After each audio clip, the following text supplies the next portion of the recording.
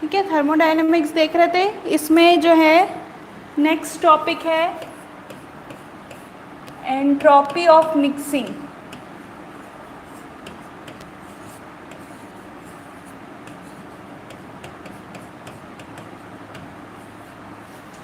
Entropy of mixing, ठीक है।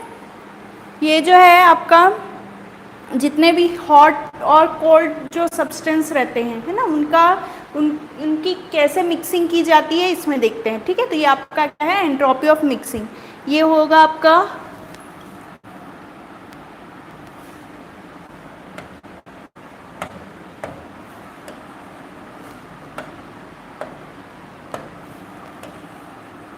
Energy absorbed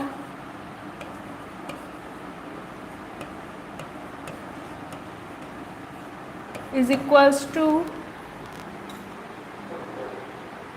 ये एनर्जी की जगह लिख सकते हैं हीट।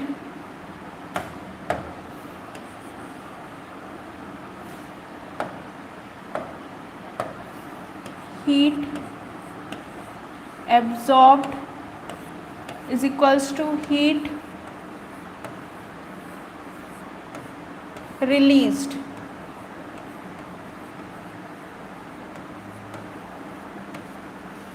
ठीक है, तो ये आपका क्या कहलाता है, एंट्रोपी ऑफ मिक्सिंग। तो इसमें आपका हीट एब्जॉर्ब में आ जाएगा, ये हो जाएगा आपका m1 s1 θ1, या θ1 की जगह पे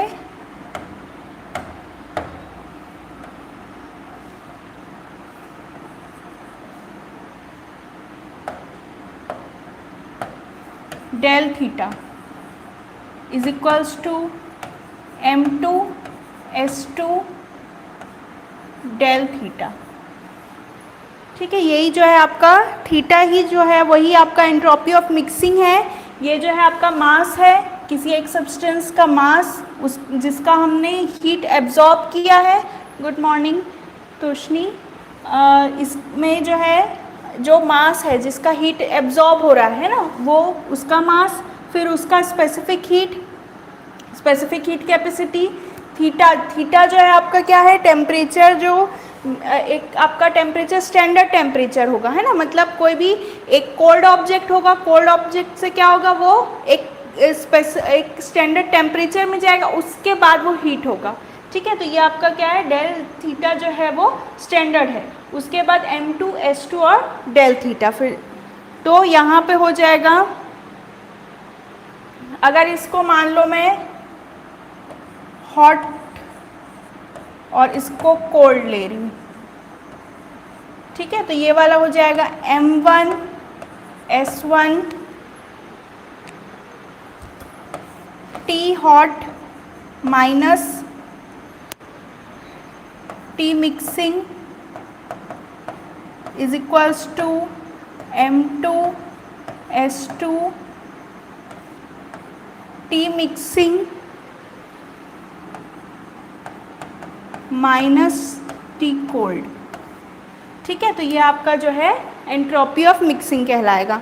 तो इसमें जो है इसका del S total, entropy of mixing का टोटल हो जाएगा del S H plus del S C is equals to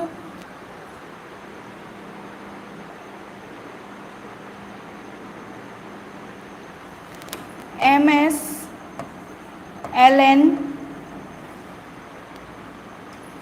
T mix upon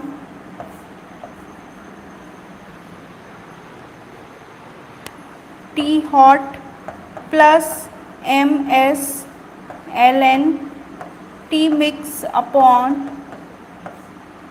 T cold। ठीक है, तो ये जो है आपका टोटल एंट्रोपी हो जाएगा। ये है आपका डेल एस।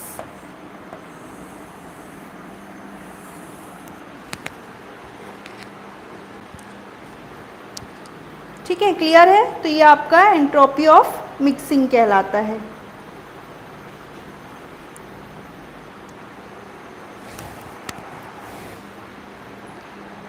अब यदि हम entropy of mixing for ideal gas देखें,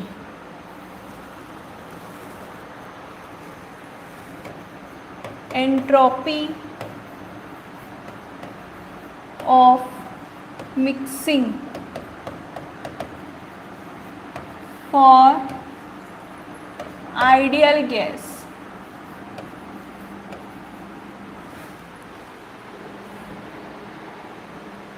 तो ये हो जाएगा del S mix is equals to minus summation of N I R L N X I. ठीक है, ये जो है आपका entropy of mixing of ideal gas है। तो यहाँ पे ये जो है आर, इसको या आर आपका गैस कांस्टेंट है, एक्स आई जो है आपका मोल फ्रैक्शन है। तो R is equals to gas constant और एक्स जो है ये आपका मोल फ्रैक्शन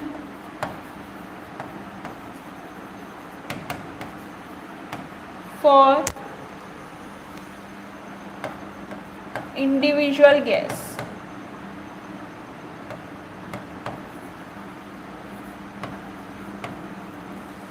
ठीक है, तो अब ये हम इसको जो R है वो आपका कांस्टेंट है, तो इसको हम क्या कर सकते हैं, बाहर निकाल सकते हैं। ये आपका वेरी नहीं करता, कांस्टेंट टर्म है। तो ये हो जाएगा del S mix is equals to minus R summation of N I L N X I.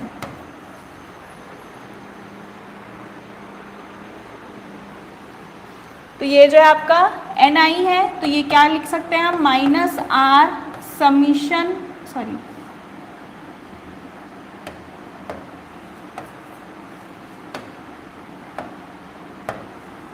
Summation of N I N one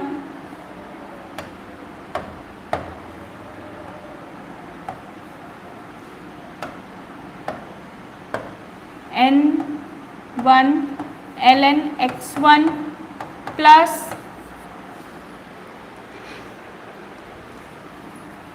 N two L N X two plus N three L N X three plus so on.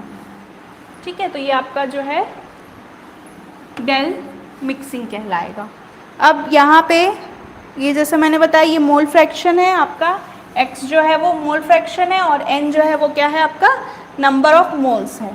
तो n जो है आपका number of moles. ठीक है, clear है सभी को? Thums up कर दो अगर समझ में आ रहा है, दिख रहा है, क्लियर दिख रहा है तो बताओ। तोशनी और शिल्पी,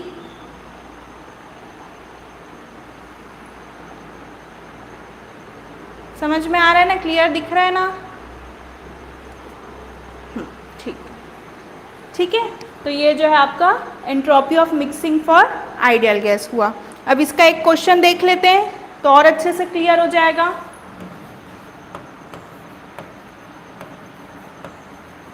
two moles of N2R mixed with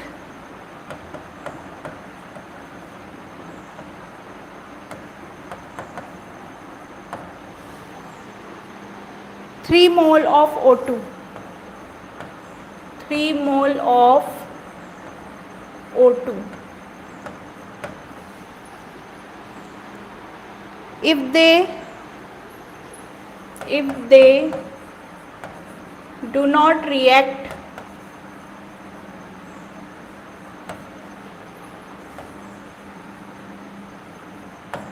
then calculate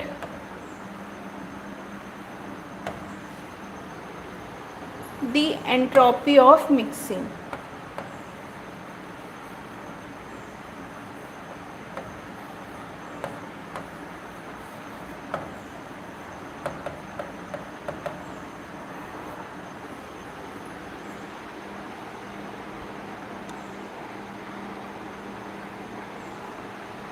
ठीक है, तो यहाँ पे एंट्रोपी ऑफ मिक्सिंग बताना है।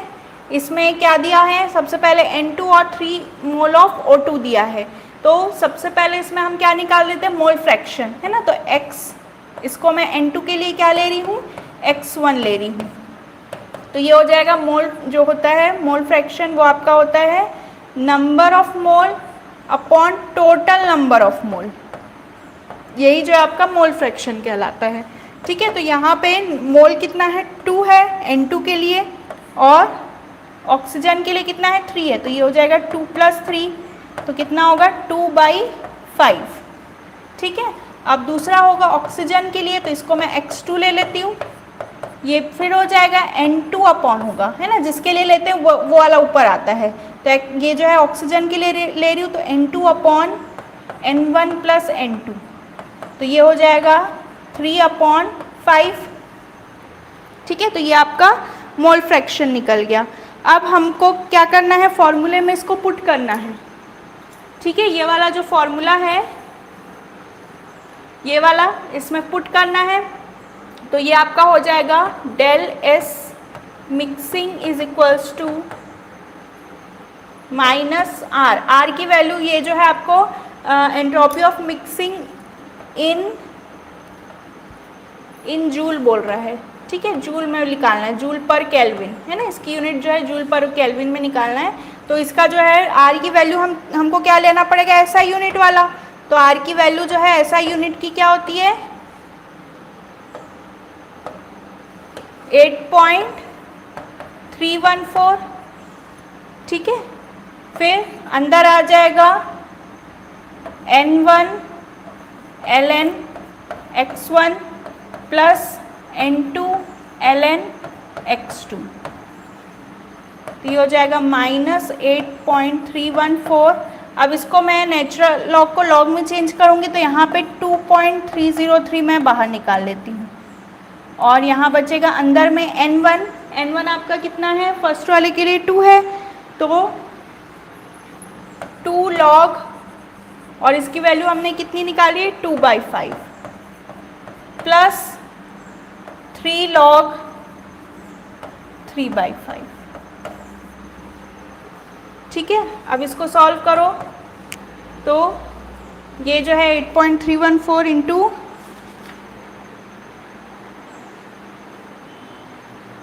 इसको अभी जो है एज इट इज़ रहने दो। यहाँ पे ये 5 1 हो जाएगा, ये 5.4 हो जाएगा, यहाँ पे 5 1 ये 0.6, तो ये हो जाएगा -8.314 इंटू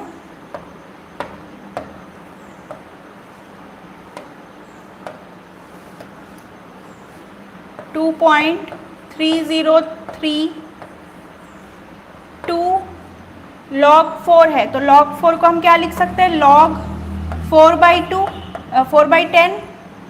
ठीक है, प्लस 3 log 6/10। अब इसके बाद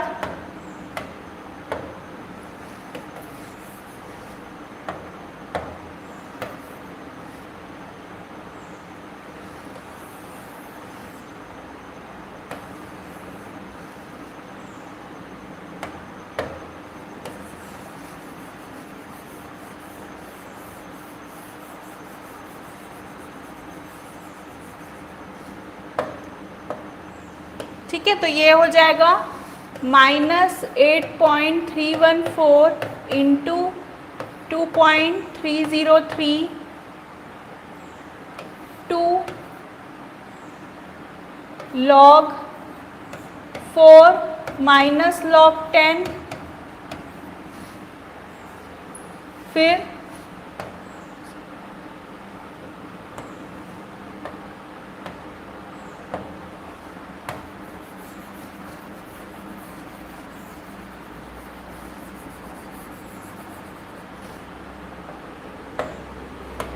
इधर आ जाएगा प्लस 3 log 6 माइनस log 10। ठीक है,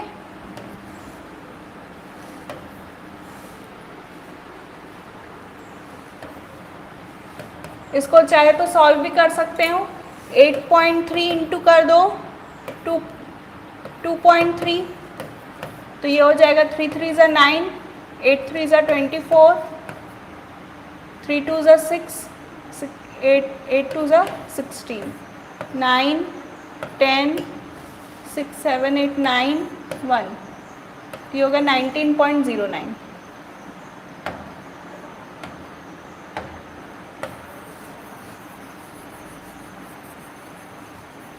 ठीक है, तो इसका वैल्यू कितना आया है -19.09, और इधर हो जाएगा 2। log 4 कितना होता है log 2 कितना होता है log 301 सॉरी, है ना, तो ये log 4 हो जाएगा 0.602, और इधर -1 हो जाएगा क्योंकि log 10 की वैल्यू 1 होती है, +3 और log 6 हो जाएगा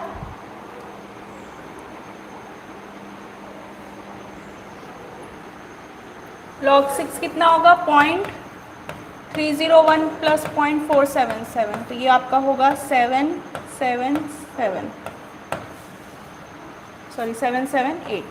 ठीक है, तो ये आपका log 6 का वैल्यू होता है 0.778 -1।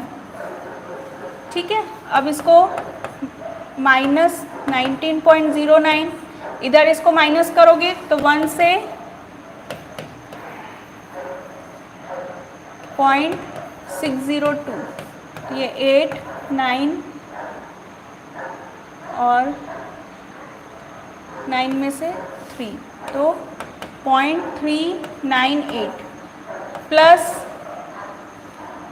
3, यहाँ पे 2 भी रहेगा ना, 2 इंटू यहाँ पे कितना हो जाएगा 1 माइनस 0.778, तो ये हो जाएगा 2, ये हो जाएगा 9 में से 2, फिर 9 में से 2, तो 0.222।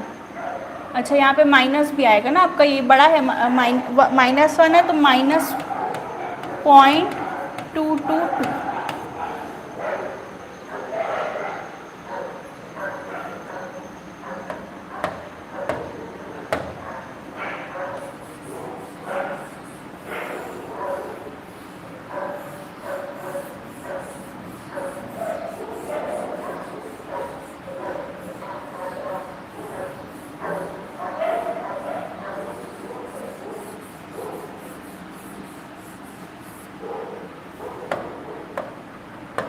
ठीक है, तो यहाँ पे हो जाएगा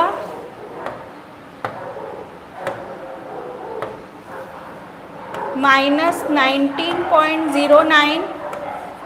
अब यहाँ पे 2 से मल्टीप्लाई करेंगे तो 2 8 ज़ा 16, 2 9 ज़ा 18 19, 2 3 ज़ा 6 7, -0.796 -0.666।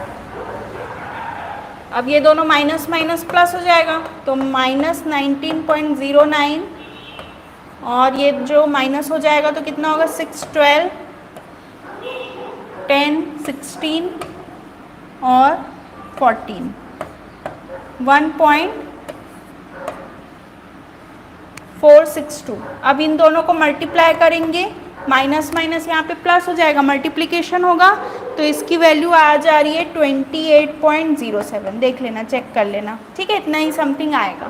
तो इससे आप क्या ऐसे ही इससे क्या कर सकते हैं, एंट्रोपी ऑफ मिक्सिंग जो है वो निकाल सकते हैं। ठीक है, तो ये आपका एंट्रोपी ऑफ मिक्सिंग कहलाएगा।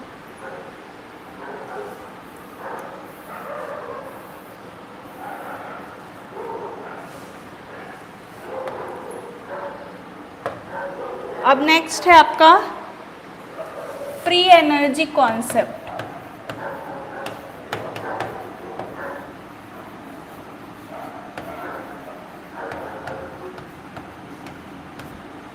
कुछ डाउट तो नहीं है एंट्रोपी ऑफ मिक्सिंग में? कुछ डाउट है तो पूछ लो।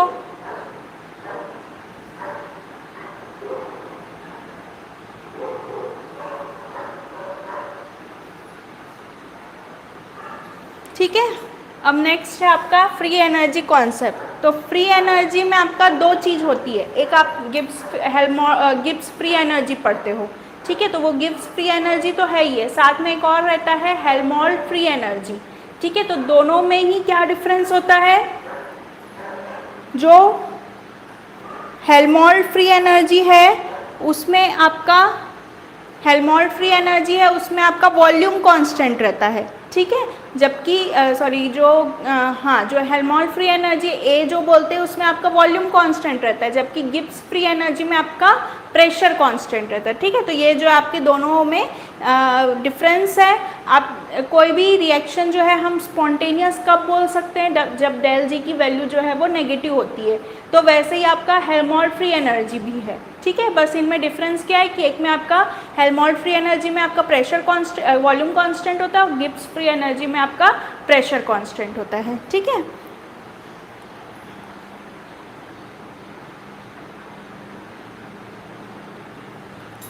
तो यहाँ पे ये जो है आपका दो है, एक कहलाता है हेल्महोल्ट्ज फ्री एनर्जी, ये आप ए से शो करते हैं, तो ये जो है आपका eight constant volume, constant volume में होता है, और दूसरा होता है गिब्स फ्री एनर्जी।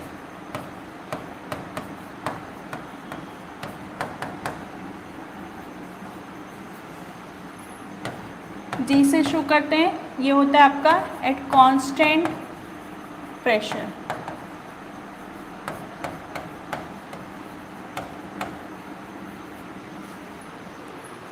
ठीक है, तो ये आपका हेल्महोल्ट्ज फ्री एनर्जी और गिब्स फ्री एनर्जी है। ये आपका जो हेल्महोल्ट्ज फ्री एनर्जी है वो आपका वर्क फंक्शन या मैक्सिमम वर्क के बारे में बताता है। वर्क फंक्शन और मैक्सिमम वर्क, किसी भी सिस्टम ने अगर मैक्सिमम वर्क किया वो किससे हम शो करते हैं, हेल्महोल्ट्ज फ्री एनर्जी से। और गिब्स फ्री एनर्जी जो है यूजफुल वर्क बताता है। ठीक है, जो वर्क जो है यूजफुल है मतलब नेसेसरी है, उस वर्क के बारे में जो है गिब्स फ्री एनर्जी बताता है। ठीक है, तो यहाँ पे A इज इक्वल्स टू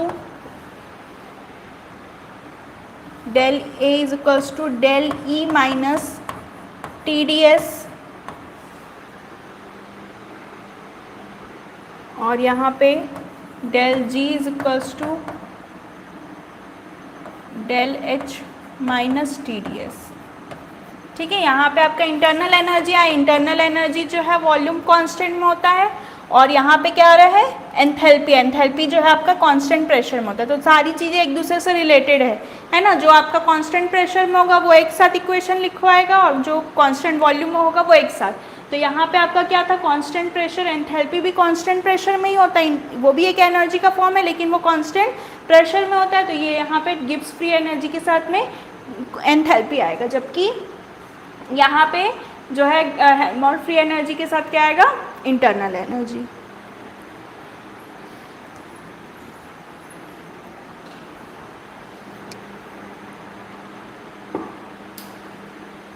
तो ये हो जाएगा डेल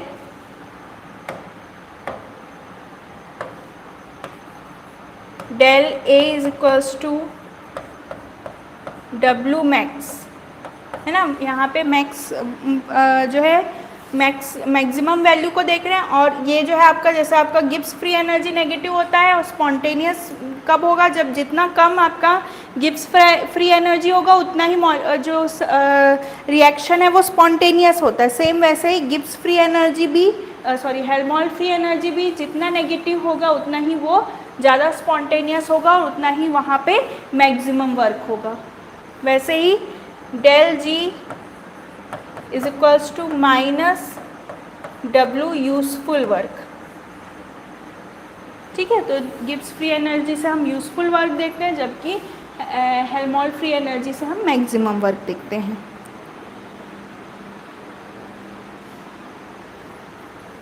तो यहाँ पे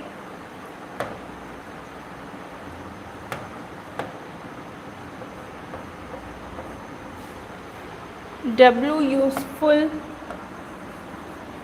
is equals to W max minus W lost. ठीक है, जो यूज़फुल वर्क है वो जो मैक्सिमम मतलब मैक्सिमम वर्क होगा, लेकिन उसमें ज़रूरी नहीं है कि मैक्सिमम वर्क में सारे के सारे जो वर्क होंगे वो यूज़फुल होंगे। ठीक है, तो हम यूज़फुल वर्क को कैसे निकाल सकते हैं, जो मैक्सिमम वर्क हुआ उसमें से जितना लॉस हो गया। ठीक है, कोई वर्क हो रहा है, मान लो जो है जैसे कोई रिवर्सिबल साइकिल है, रिवर्सिबल साइकिल हो के बहुत मैक्सिमम वर्क प्रोड्यूस होता है, लेकिन वो पूरा जो वर्क है वो किसी दूसरे एनर्जी रिलीज में यूज़ नहीं होता, मतलब कुछ ना कुछ उसमें एनर्जी क्या होगा, लॉस होगा। ठीक है, तो हमारा जो यूज़फुल वर्क है वो क्या कहलाएगा, W max minus W lost कहलाता है।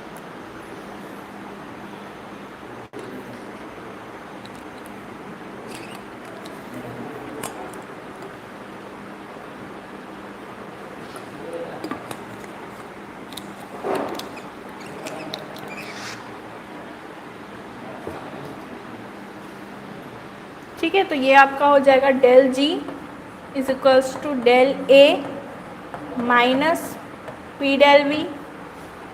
ठीक है, यही डब्ल्यू लॉस्ट जो है वही आपका पी डेल वी हो जाएगा, और या इसको ऐसे भी लिख सकते हैं, W useful is equals to W max minus P del V. ठीक है, अब जैसा मैंने बताया स्पॉन्टेनियस रिएक्शन के लिए क्या होना चाहिए, डेल जी और डेल जी और डेल ए दोनों की वैल्यू ही क्या होनी चाहिए, 0 से कम होनी चाहिए। ठीक है, ये आपका 0 और इक्वल टू कम है ना, तो 0 से ये जो है 0 बड़ा है, मतलब ये क्या है आपका डेल जी और डेल ए जो है आपका 0 से कम है। ठीक है, तो यहाँ पे यदि इन दोनों की वैल्यू नेगेटिव होगी तो रिएक्शन क्या कहलाता है, स्पॉन्टेनियस। अगर पॉजिटिव होता है तो नॉन स्पॉन्टेनियस, मतलब फिर वो रिएक्शन अपने से नहीं होगा, हमको कोई एक्सटर्नल फोर्स लगाना पड़ेगा जिससे कि वो रिएक्शन हो। ठीक है, और यदि ये जो है 0 हो गया तो वो इक्विलिब्रियम कंडीशन कहलाएगा। ठीक है, तो ये जो है आपका फ्री एनर्जी का कॉन्सेप्ट हो गया।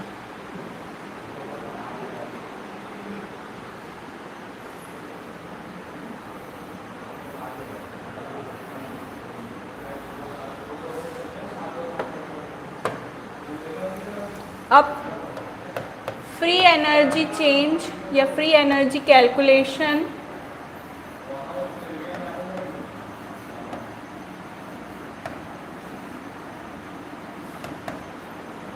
For ideal gas. ठीक है, आइडियल गैस के लिए फ्री एनर्जी कैलकुलेशन कैसे कर सकते हैं,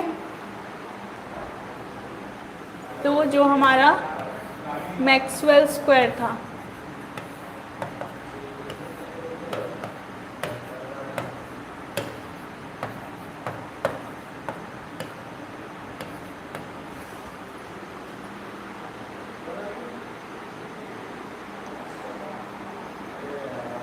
इसमें डेल जी क्या होता था,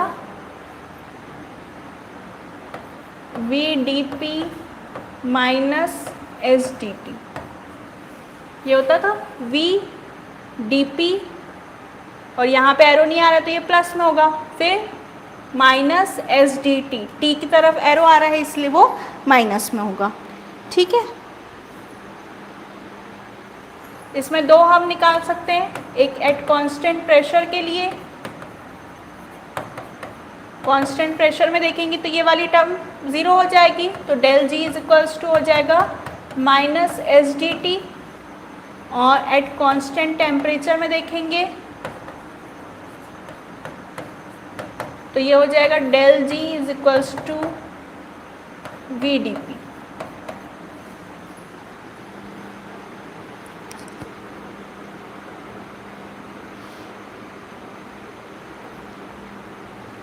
ठीक है, तो इससे आपका क्या निकल जाएगा, del G upon del T is equals to minus S, और इससे निकलेगा del G upon del P is equals to we.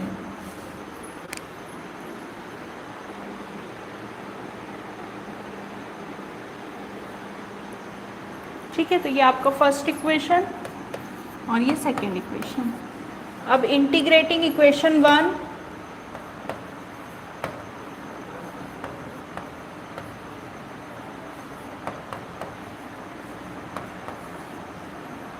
Sorry equation 2, तो ये हो जाएगा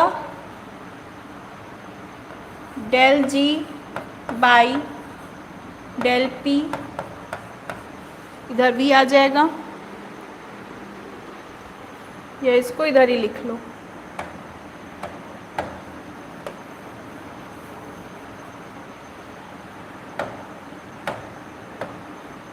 del G is equals to V D P. इसका इंटीग्रेशन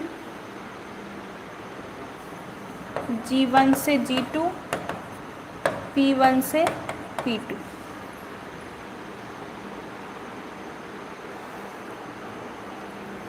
अब इसमें V की जगह हम क्या लिख सकते हैं, P V is equals to R T होता है, तो V इज इक्वल्स टू हो जाएगा आर टी बाई पी। तो यहाँ पे डेल जी G1 से G2 is equals to R T by P D P, और इधर हो जाएगा P1 से P2।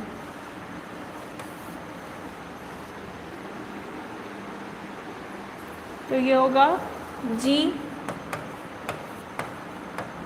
G1 से G2 is equals to R T constant निकल जाएगा 1/p का, P जो है 1/p का होता है ln p, तो are T constant ln p P1 से P2।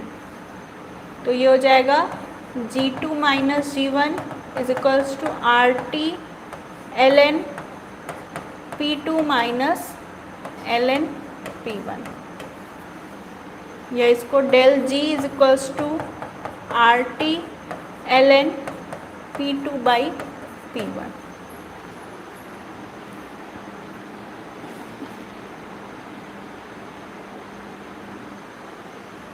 ठीक है, तो ये जो है आपका डेल जी और आइडियल गैस के लिए डेल जी और प्रेशर का रिलेशन। इसी में यदि मैं n मोल के लिए देखूं, तो n मोल के लिए क्या हो जाएगा, del G is equals to N R T ln P2 by P1, या ये नेचुरल लॉग को मुझे लॉग में चेंज करना है, तो del G is equals to 2.303 N R T log P2 by P1। ठीक है, या मुझे अगर प्रेशर वॉल्यूम के टर्म में, तो हमको पता है P V is equals to N R T होता है, मतलब प्रेशर और वॉल्यूम दोनों क्या होते हैं, एक दूसरे के इन्वर्सली होते हैं। तो यहाँ पे P2 है तो क्या आ जाएगा, V1 आ जाएगा, है ना। तो del G is equals to हो जाएगा 2.303 N R T log V1 upon V2।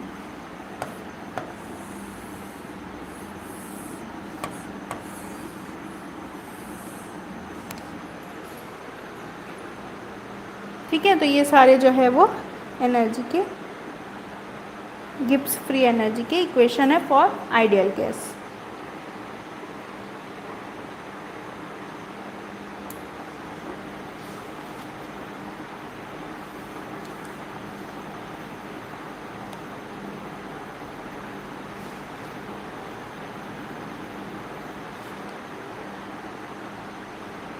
अब ये जो गिब्स फ्री एनर्जी है, इसके जो है अलग दो इक्वेशन होते हैं गिब्स फ्री एनर्जी के।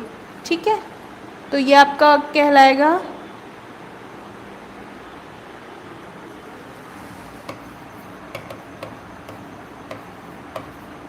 गिब्स हेल्महोल्ट्ज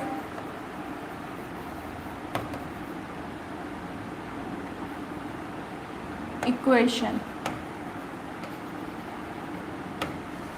ठीक है, ये मेनली जो है एंट्रोपी और जो है रिएक्शन कोशेंट है ना, इसको कोरिलेट करके ये इक्वेशन बनता है। ठीक है, तो यहाँ पे इसका first form of Gibbs Helmholtz equation.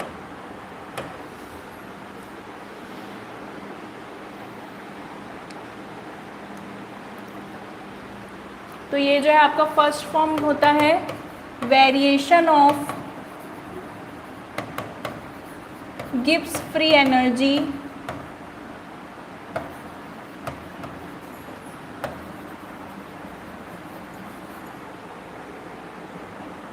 with respect to temperature, with respect to temperature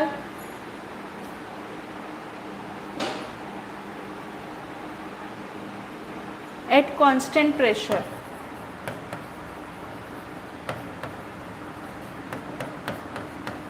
constant pressure पे जो गिब्स फ्री एनर्जी वेरिएशन होगा उसी को क्या बोलते हैं, first form of Gibbs free energy Gibbs Helmholtz equation. तो ये हो जाएगा आपका del G by del T at constant pressure is equals to minus del S.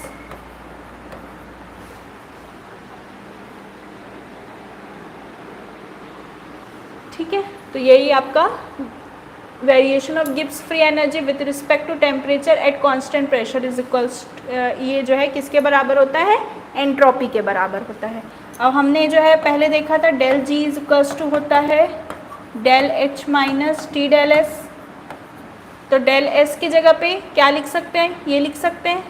तो del G is equals to del H, ये प्लस कर देती हूँ मैं, T del G upon del T at constant pressure.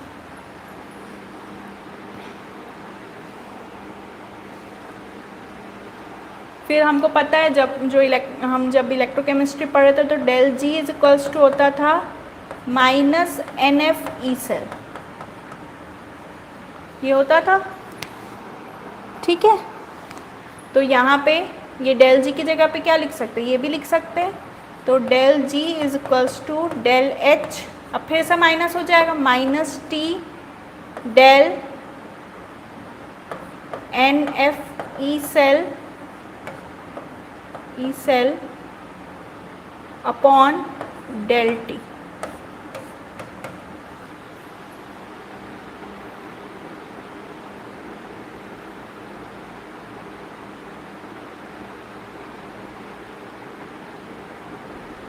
ठीक है, तो ये वाला जो है ये आपका डेल जी के फॉर्म में हो गया। यदि डेल एस में भी ऐसे ही कर सकते हैं, ये वाली इक्वेशन में भी पुट कर सकते हैं। तो del S is equals to minus del minus N F E cell upon del T at constant pressure. यहाँ पे माइनस माइनस प्लस हो जाएगा, del S is equals to del N F को बाहर भी निकाल सकते हैं। ठीक है, तो यहाँ पे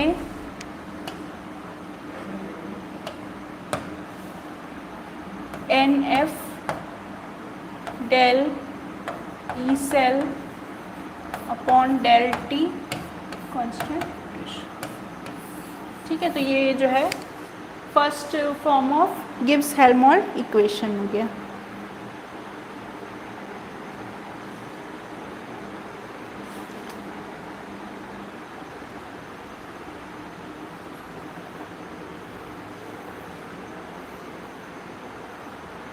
फिर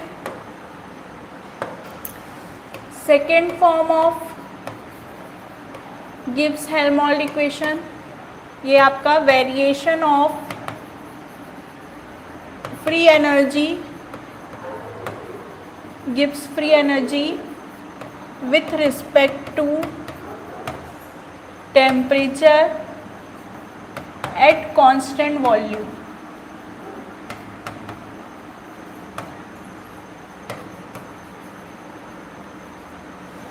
तो यहाँ पे del G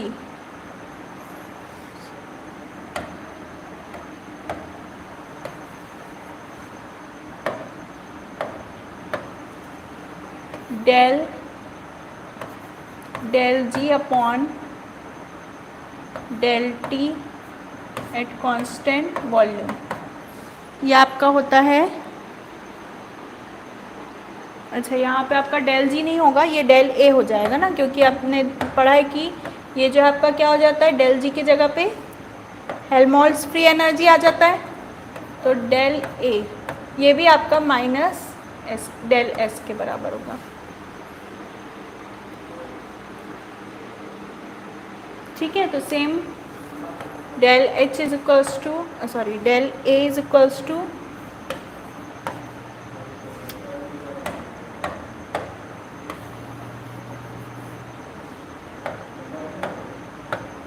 del A is equals to del E minus T del S. तो यहाँ पे डेल एस की जगह पे हो जाएगा del A is equals to del E minus T del A upon del T at constant volume. तो ये आपका second form of Gibbs Helmholtz equation कहलाएगा। अच्छा, इसी में एक और चीज़, रिएक्शन कोशेंट।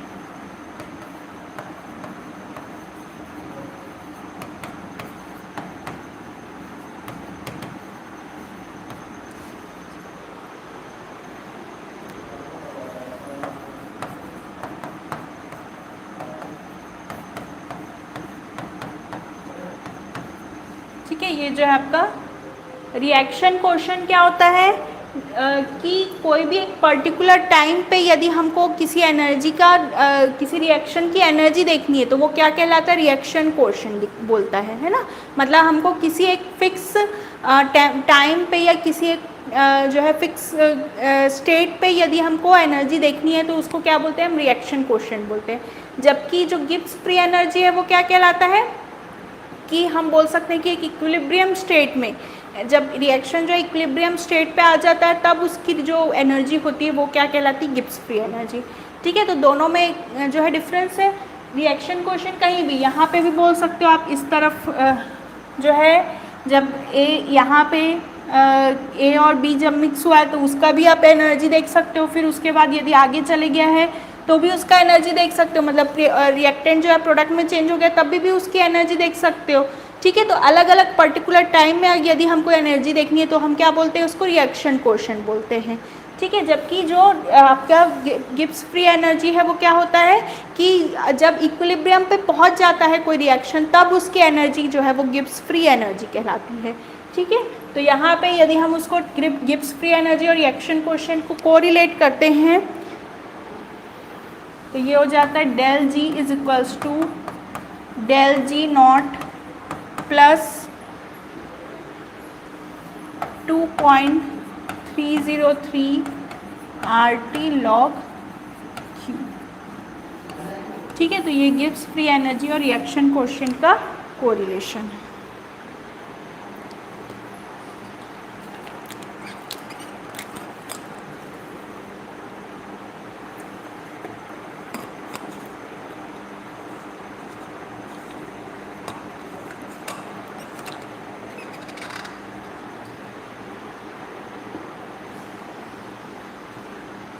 तो ये जो हो गया two forms of Gibbs Helmholtz equation. अब नेक्स्ट है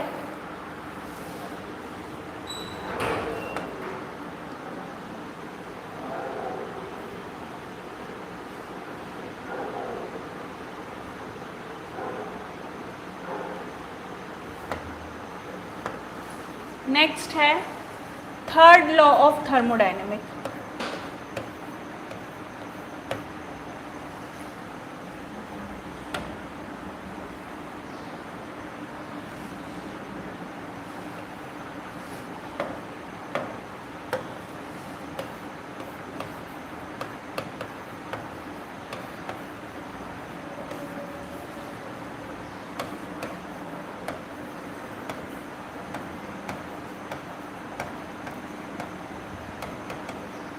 ठीक है, फर्स्ट लॉ ऑफ थर्मोडाइनमिक हमने देखा, energy can neither be created nor be destroy but it can be transform from one form to another, ये फर्स्ट लॉ था। फिर second law हमने क्या देखा था कि जो भी एंट्रोपी होती है वो एंट्रोपी के बारे में बताया, या फिर हम बोल सकते हैं कि वो जो है दूसरा जो लॉ है वो इसने क्या बताया था कि कोई भी जो सिस्टम है वो आपका हमेशा जो है एक फॉर्म से दूसरे फॉर्म एनर्जी ट्रांसफ़र में ऐसा कोई सिस्टम नहीं है जो कि पूरा का पूरा उसमें जो है एक फॉर्म एनर्जी दूसरे फॉर्म में चेंज हो जाए, कुछ ना कुछ उसमें हीट लॉस होता ही है। साथ में उसमें अपने जो है सेकेंड लॉ में क्या बताया आपका डिसऑर्डरनेस या एंट्रोपी बताया, एंट्रोपी के बारे में बताया, तो वो सेकेंड लॉ था। थर्ड लॉ जो है आपको क्या बताता है, इसमें एंट्रोपी और टेम्परेचर इन दोनों के बीच में रिलेशन बताता है। ठीक है, जो थर्ड लॉ है वो क्या बताता है, एंट्रोपी और टेम्परेचर के बीच में रिलेशन बताता है। कैसे कि जब परफेक्टली क्रिस्टलाइन सब्सटेंस होगा, जैसे मैंने बताया था कि जैसे जैसे हम स्टेट चेंज करते जाएंगे, सॉलिड स्टेट की एंट्रोपी कम रहेगी, फिर जब वो लिक्विड स्टेट में जाएगा तो एंट्रोपी बढ़ जाएगी क्योंकि मॉलिक्यूल्स जो है वो दूर दूर हो जाएंगे, उनमें रैंडमनेस आते जाएगा। ठीक है, तो उसके कारण उसकी एंट्रोपी चेंज हो जाएगी, बढ़ जाएगी।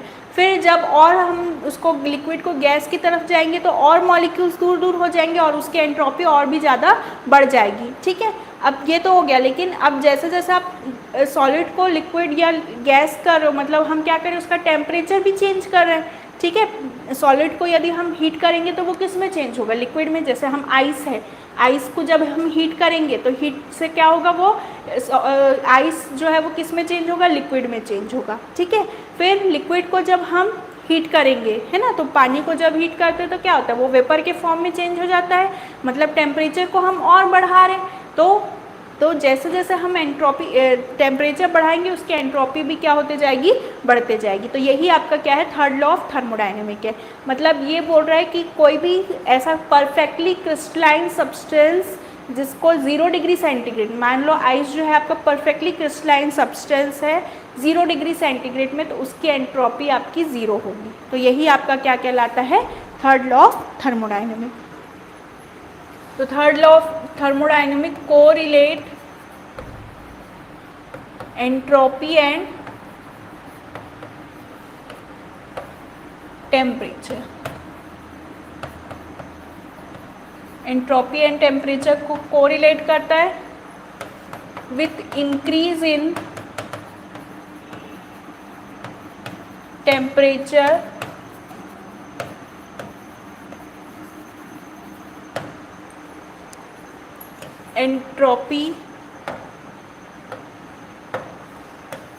entropy of system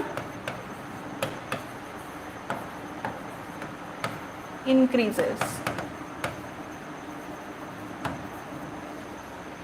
और दूसरा statement, entropy of perfectly crystalline substance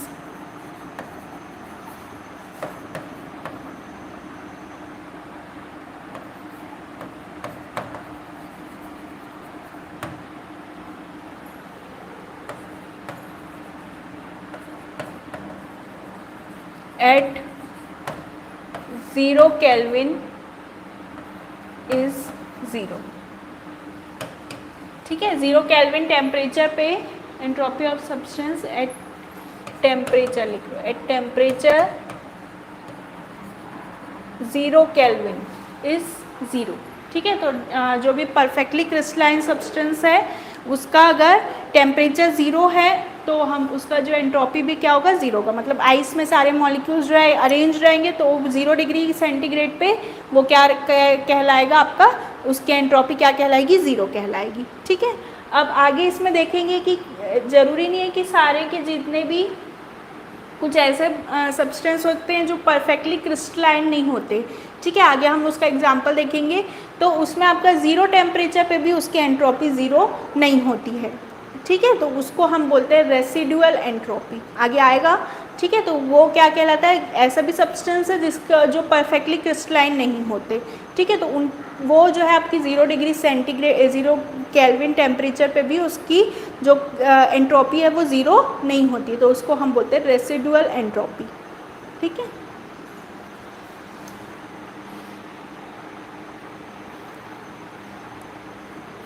तो अब इसको हम कैसे लिख सकते हैं, लिमिटेशन डेल एस, यहाँ पे टेम्परेचर हो जाएगा 0 केल्विन, इसका जो एंट्रोपी है वो 0, इक्वेशन के फॉर्म में।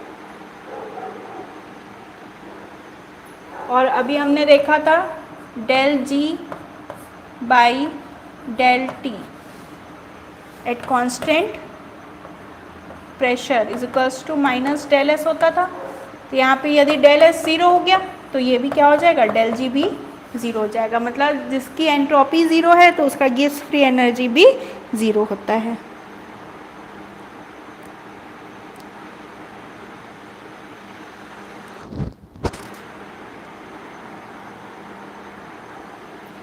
उसके बाद ये जो है एंट्रोपी, एंट्रोपी से जो है specific heat at constant pressure, specific heat at constant pressure भी कैलकुलेट करते हैं, जिसको सीपी बोलते हैं ना।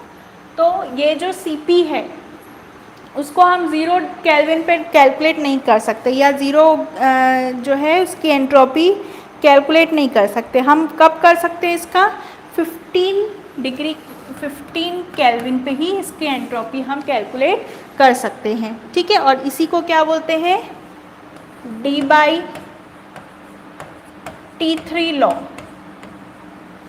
ठीक है। इसको क्या बोलते हैं, डी बाई T3 लॉ। तो इसको बोल सकते हैं CP cannot be calculated at 0 Kelvin, minimum 15 Kelvin temperature is required to calculate CP. At 0 Kelvin temperature, CP is calculated by extraplotting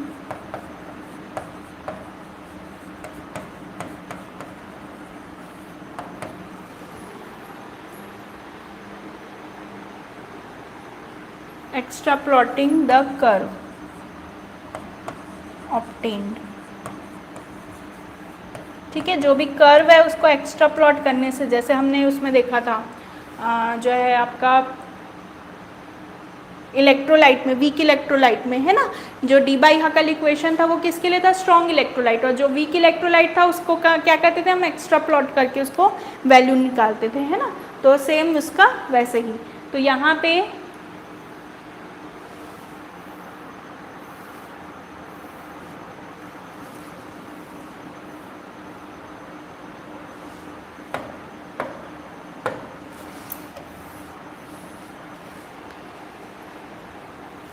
इसका जो ग्राफ है वो ऐसा बनता है, ठीक है। तो ये जो है आपका, इसको आप ऐसे एक्स्ट्रा प्लॉट करके आप इसको 0 केल्विन पे इसको कैलकुलेट कर सकते हैं, ठीक है।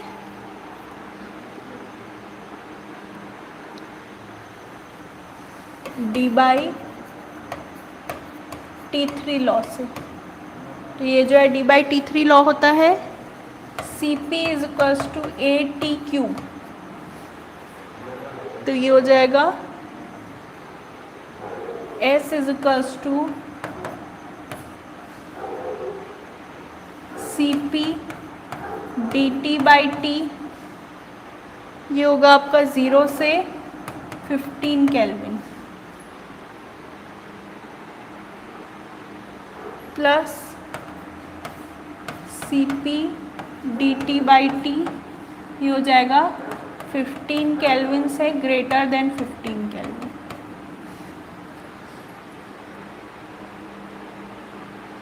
ठीक है, तो इसी को क्या बोलते हैं, D/T3 लॉ।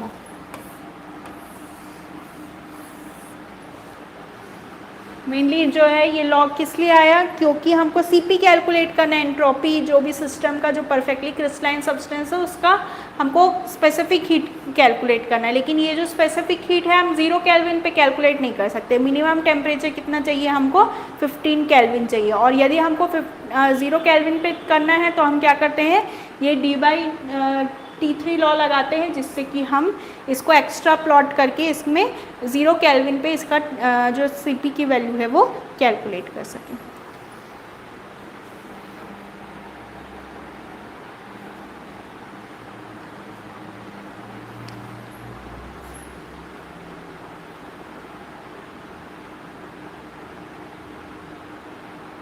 ठीक है, अब नेक्स्ट है जो मैं बता रही थी, residual entropy.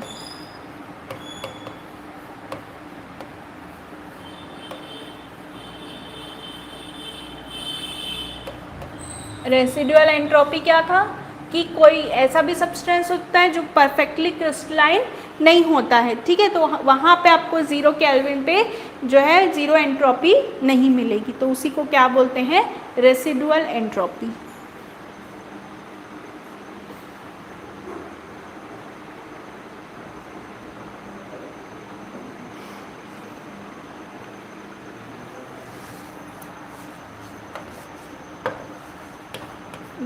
There are many substances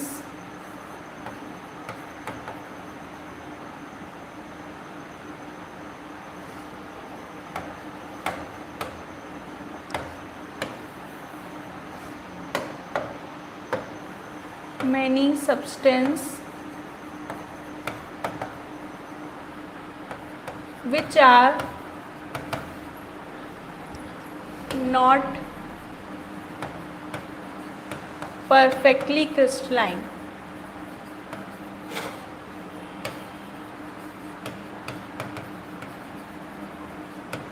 Like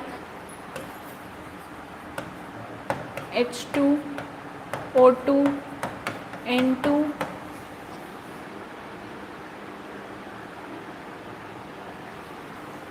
D2, CO, N2O, H2O,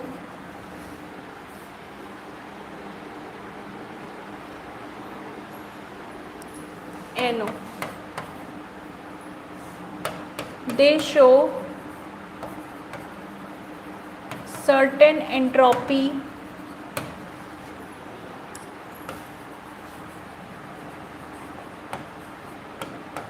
even at 0 Kelvin temperature.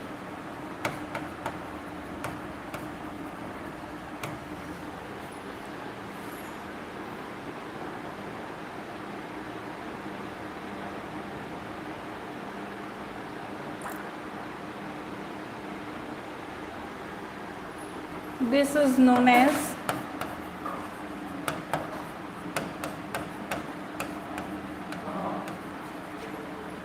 residual entropy.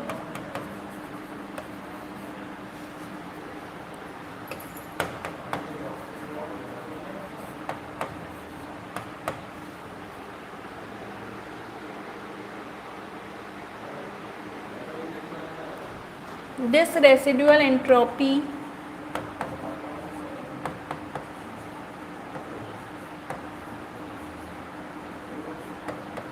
is calculated by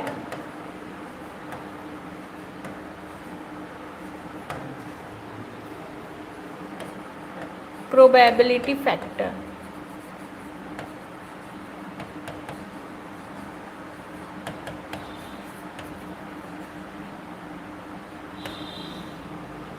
ठीक है, तो प्रोबेबिलिटी फैक्टर जो है S is equals to K ln W to the power Na। ठीक है, ये जो है आपका रेसिडुअल एंट्रोपी कहलाता है। इसको Na के सामने भी लिख सकते हैं, तो S is equals to Na K ln W। Na आपका है एवोगैड्रो नंबर,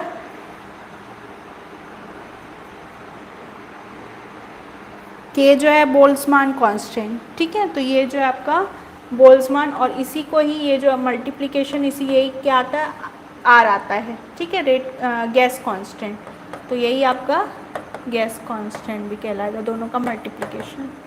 तो इसको हम S is equals to R(ln)W भी लिख सकते हैं।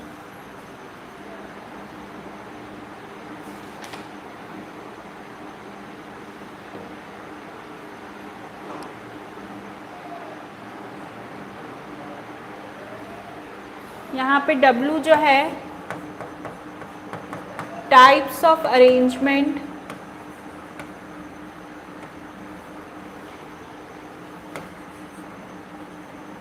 Of atom in a molecule. ठीक है, तो इसकी वैल्यू जो है फिक्स होती है, जैसे यहाँ पे बहुत सारे जो मैंने बताया नॉट परफेक्टली क्रिस्टलाइन सब्सटेंस जो है H2O2 N2 D2CO N2O H2O NO, ये सब का जो है जो अरेंजमेंट होता है वो फिक्स रहता है। ठीक है, तो ये WCO का होता है 2, WN2O का होता है 4, ऑर्थो H2 का होता है 9। ठीक है, तो ये जो है आपकी एंट्रोपी जो है वो फिक्स होती है। ज़्यादा इन्हीं लोग का ही ज़्यादा पूछता है, carbon monoxide, die nitrogen oxide या H2, है ना। इसका एक क्वेश्चन देख लेते हैं।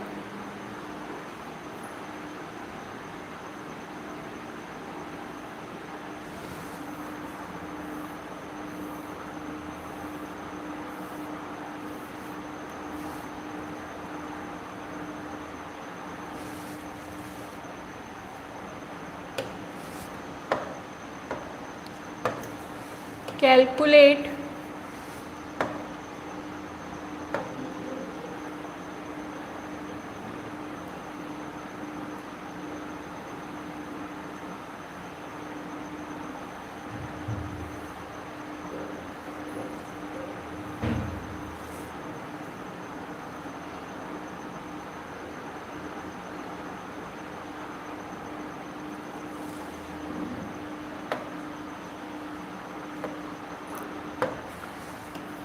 Calculate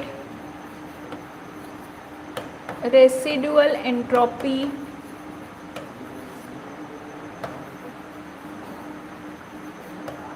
of CO molecule. ठीक है, CO मॉलिक्यूल की रेसिडुअल एंट्रोपी निकालनी है, तो ये S हो जाएगा R(ln)W। अब कार्बन मोनोऑक्साइड की हमको पता है W की वैल्यू क्या होती है, 2 होती है, तो S इज इक्वल्स टू हो जाएगा 314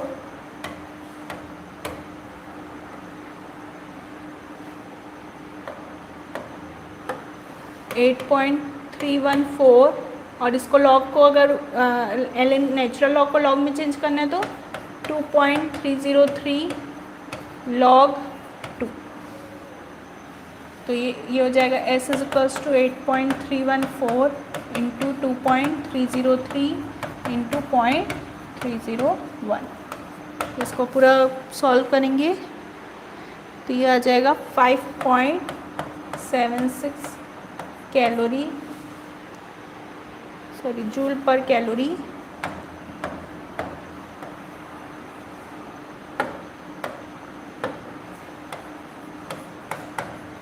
पर मोल।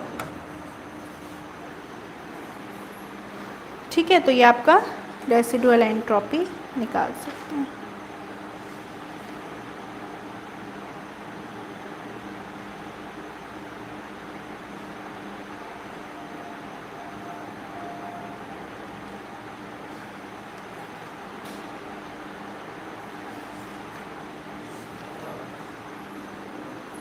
ठीक है, किसी को कुछ डाउट है तो पूछ सकते हो।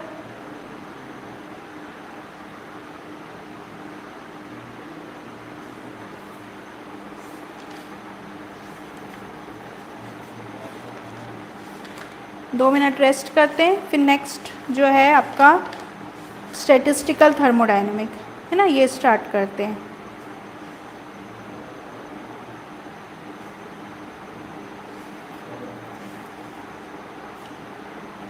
ये आपका थर्मोडायनेमिक कंप्लीट हो गया है। ठीक है, इसके क्वेश्चंस देख लेना और हो सकता है नेक्स्ट वीक में आप लोग का टेस्ट हो, तो इसके क्वेश्चंस जो है देखते रहो, जितने भी आए हुए हैं क्वेश्चंस और जो जो टॉपिक बताई हूँ उससे रिलेटेड भी क्वेश्चन देखो, है ना, ताकि आपका जो है इसमें प्रिपरेशन हो।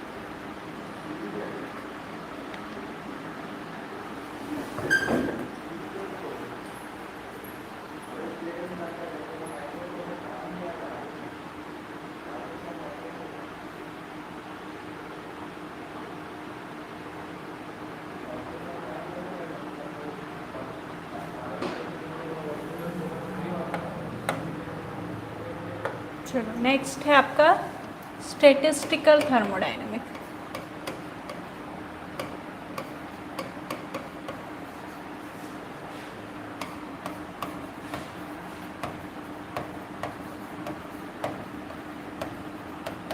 मैंने बताया था थर्मोडायनेमिक्स के 3 पार्ट है, क्लासिकल, स्टैटिस्टिकल और थर्मोकेमिस्ट्री। ठीक है, तो सेकेंड जो है वो आपका है स्टैटिस्टिकल थर्मोडायनेमिक। यहाँ पे जैसे मैंने बताया था कि जो क्लासिकल थर्मोडायनेमिक होता है मैक्रोस्कोपिक सिस्टम के लिए होता है, और ये जो स्टैटिस्टिकल है वो माइक्रोस्कोपिक सिस्टम के लिए होता है। ठीक है, तो इसमें ज़्यादा उतना आपको नहीं पढ़ना है, कुछ कुछ चीज़ें जो मेन फार्मूला इक्वेशन वगैरह है वही आपका इम्पॉर्टेंट है। ठीक है, तो स्टैटिस्टिकल थर्मोडायनेमिक जो है it is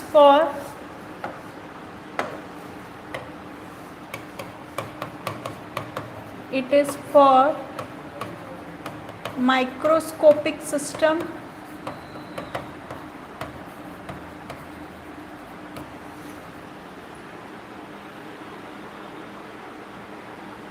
ठीक है, और ये जो मेनली है जो एनर्जी लेवल्स होती है, जैसे आपकी रोटेशनल एनर्जी लेवल्स है, वाइब्रेशनल एनर्जी लेवल्स है, ठीक है, या वाइब्रेशनल है, ट्रांसलेशन है, इनमें एनर्जी लेवल्स में जो है प्रोबेबिलिटी किसी एनर्जी लेवल के पार्टिकल को होने की या मॉलिक्यूल को होने की प्रोबेबिलिटी ये जनरली बताता है। ठीक है, तो यहाँ पे हम क्या देखते हैं, probability of having molecules in a particular energy levels, यही सब चीज़ें इसमें देखते हैं। ठीक है, तो इसमें सबसे पहला है आपका thermodynamic probability.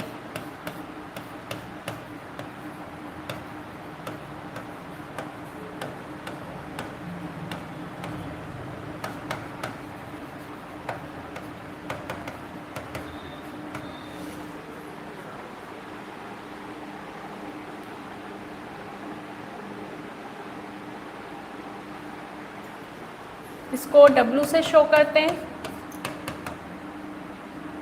It is the number of veg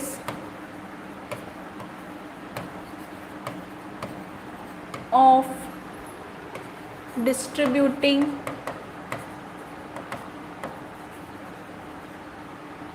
या distribution of n particles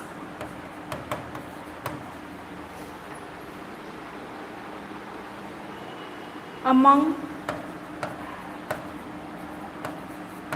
various energy levels।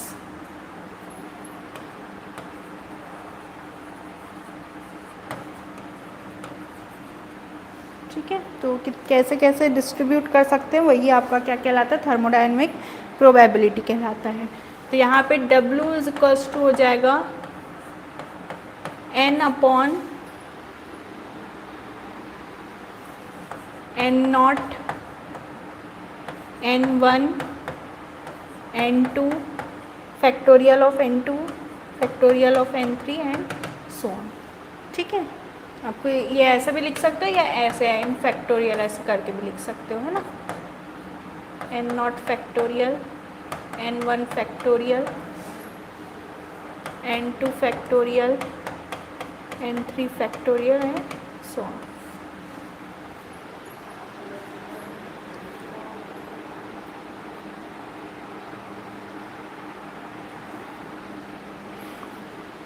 इसमें क्वेश्चन देखते हैं।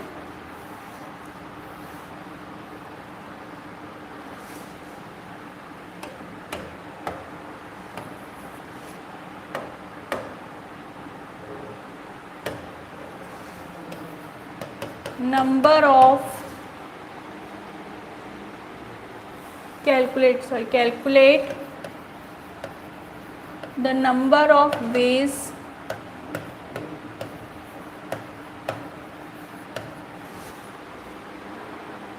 of distributing 6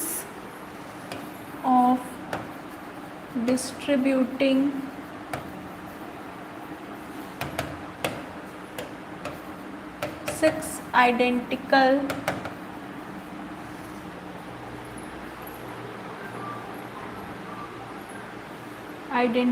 objects with arrangement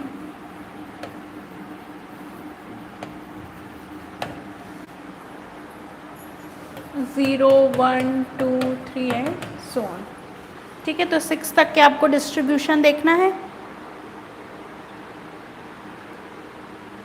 0 1 2 3 बस देखना, सो ऑन नहीं आएगा, 0 1 2 3। ठीक है,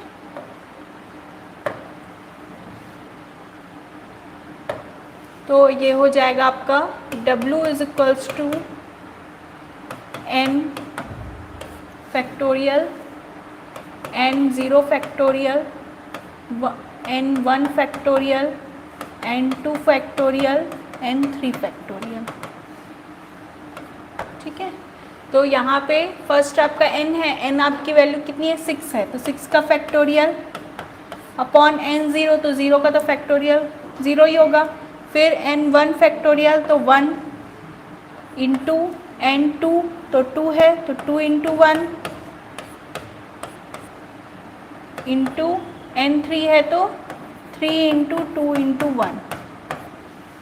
ठीक है, तो ये ऊपर का हो जाएगा 6 into 5 into 4 into 3 into 2 into 1, और नीचे आएगा 2 इंटू 3 इंटू 2। अब यहाँ पे कैंसिल कर लो, 3 3, इधर 2 2, यहाँ पे 2, तो ये बचेगा 6 5 30, 30 इंटू 2 मतलब 60। मतलब यहाँ पे जो है 6 को कितने 60 तरीके से 0 1 2 3 जो है लेवल्स पे क्या किया जाता है, डिस्ट्रीब्यूट किया जाता है।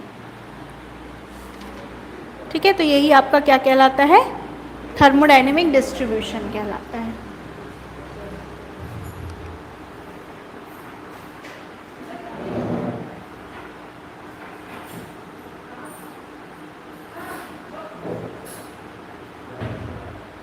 अब ये तो हुआ थर्मोडायनेमिक डिस्ट्रीब्यूशन। नेक्स्ट है आपका बोल्ट्जमान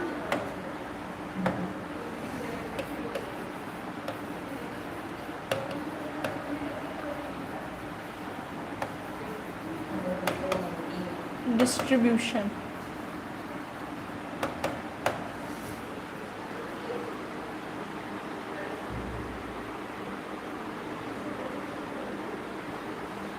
बोल्ट्जमान डिस्ट्रीब्यूशन जो है सेम वो भी कितने नंबर ऑफ मॉलिक्यूल किसी पर्टिकुलर टेम्परेचर किसी पर्टिकुलर लेवल पे कितने नंबर ऑफ मॉलिक्यूल रहेंगे, वही आपका बोल्ट्जमान डिस्ट्रीब्यूशन कहलाता है।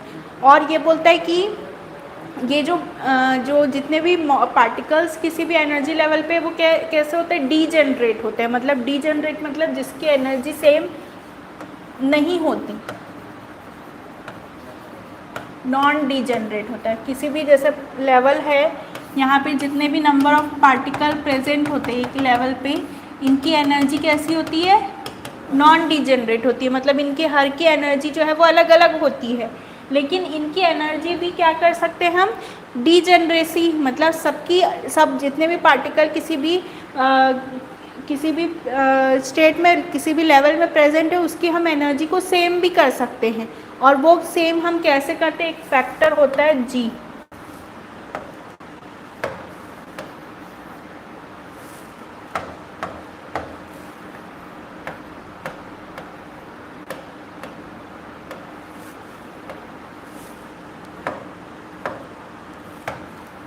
जी जो फैक्टर है उससे हम क्या कर सकते हैं, जितने भी जो नंबर ऑफ मॉलिक्यूल प्रेजेंट है किसी एनर्जी लेवल पे, उसकी हम एनर्जी को सेम कर सकते हैं। ठीक है, तो ये जो है जी क्या कहलाता है, अ wait factor.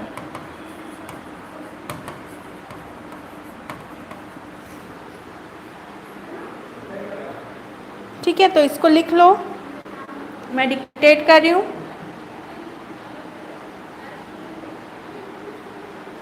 Boltzmann distribution gives the number of molecule in each state of a system at any temperature.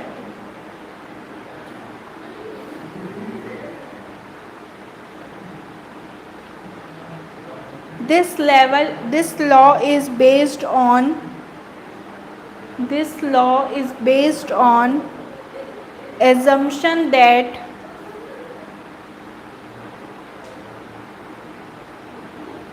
each level is non-degenerate and differ in energy.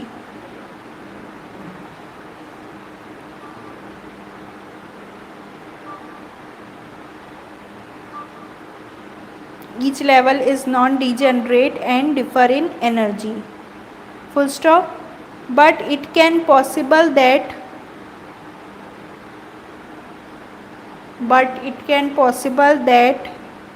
there may be number of energy levels of identical energies. Hence statistical weight factor G is introduced.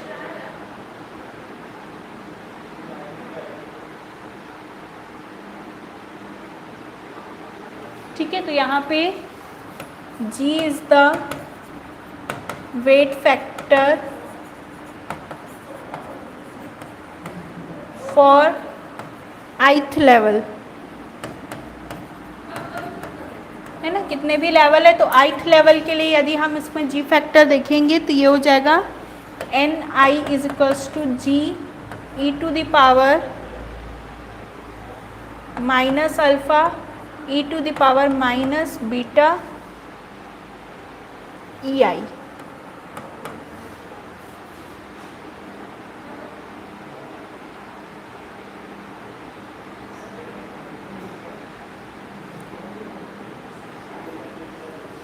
और यदि किसी एक energy level की जिसकी degenerate है उसके लिए देखेंगे तो ये हो जाएगा N is equals to e to the power minus alpha G summation of GI e to the power minus beta EI। Same यही है, इसको जो है हमने क्या किया, ये जो है इसको कांस्टेंट टर्म है तो इसको बाहर निकाल दिया, तो e to the power minus alpha is summation of, मतलब बहुत सारे लेवल्स के लिए रखेंगे तो ये क्या हो जाएगा, ये g की जगह पे g रहेगा ना ये, ठीक है। तो ये क्या हो जाएगा e to the power alpha minus alpha e summation g e to the power minus b EI।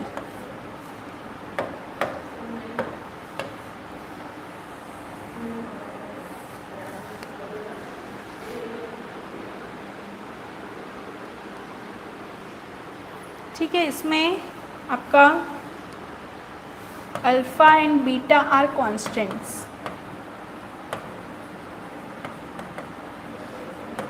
And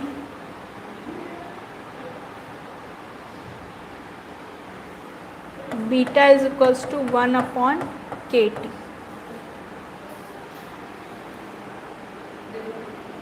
ठीक है, तो ये n हो जाएगा आपका e to the power minus alpha summation of g e to the power, beta की जगह पे 1/kT होगा तो ये हो जाएगा e/kT।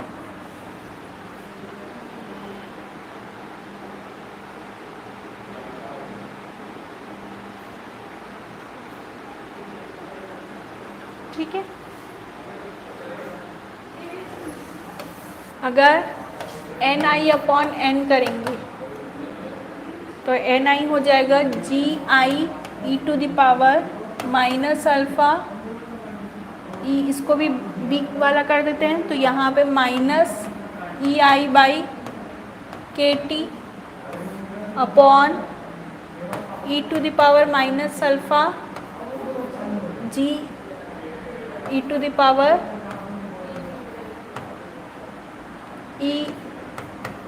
EI/kT।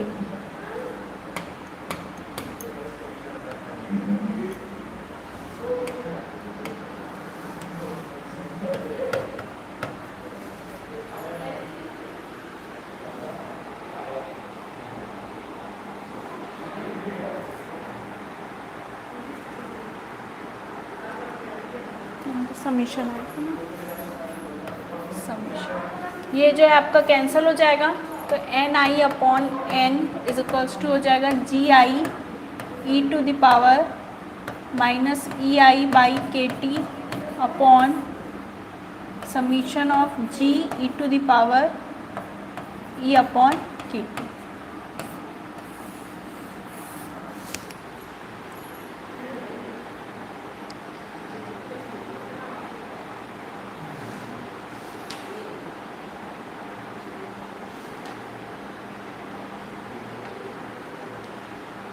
ठीक है, तो ये आपका क्या कहलाता है, बोल्ट्जमान डिस्ट्रीब्यूशन कहलाता है। नेक्स्ट क्लास में इसमें अलग अलग partition function of translation motion, partition function of rotational motion, partition function of vibrational, ये सारी चीज़ें देखेंगे। ज़्यादा नहीं है, फार्मूला बस है। फिर जो है इसके बाद हम जो है क्वांटम स्टार्ट करेंगे। ठीक है, ये आपका हो जाएगा नेक्स्ट कल हो जाएगा। ठीक है, तो उसके बाद फिर हम उसी में ही कल में ही आपका क्वांटम भी स्टार्ट हो जाएगा। ठीक है, कोई डाउट होगा तो आप ग्रुप में मैसेज कर देना या मेरे को पर्सनली भी मैसेज कर देना। ठीक है।